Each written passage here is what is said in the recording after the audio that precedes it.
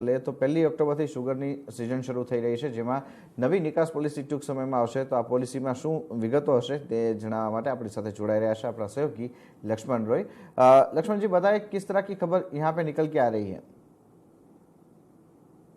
देखिए, दरअसल अगले शुगर सीजन जो कि जैसा कि आपने कहा कि 1 अक्टूबर से शुरू होने जा रहा है, उसके लिए सरकार बहुत जल्द नई शुगर एक्सपोर्ट पॉलिसी का ऐलान करने जा रही है। दरअसल जो सरकार ने कहा था कि चीनी आपको एक्सपोर्ट करना है, वो इसी शुगर सीजन के लिए था, यानी जो 30 सितंबर को खत्म हो रही है। अब अगले शुगर सीजन के लिए सरकार की तरफ से एक पॉलिसी का आना जरूरी है कि कितनी चीनी हम एक्सपोर्ट करना चाहते हैं, और उस पॉलिसी के बाद ही चीनी कंपनियां एक्सपोर्ट के लिए कॉन्ट्रैक्ट कर सकेंगी। तो अब सूत्र मुझे बता रहे हैं कि फूड मिनिस्ट्री इस बात का आकलन करने में जुटी है कि आखिर चीनी का अंतिम उत्पादन कितना होने जा रहा है और खपत कितना होगा, कैरी ओवर स्टॉक कितना होगा, और इन सब के आकलन करने के बाद ये देखेगी कि घरेलू खपत करने के बाद कितनी चीनी बचती है यहाँ पे, और फिर कैरी ओवर स्टॉक को घटाने के बाद कितना हम एक्सपोर्ट कर सकेंगे, और उसके आधार पर सरकार एक्सपोर्ट पॉलिसी का ऐलान करेगी। यहाँ पे दो अलग अलग विकल्पों पर विचार किया जा रहा है। एक विकल्प यह है कि पूरे शुगर सीजन के लिए सरकार एक मुश्त कोटा तय कर दे कि इतना आपको एक्सपोर्ट करना है। ये कोटा कितना होना चाहिए, तो इसको लेके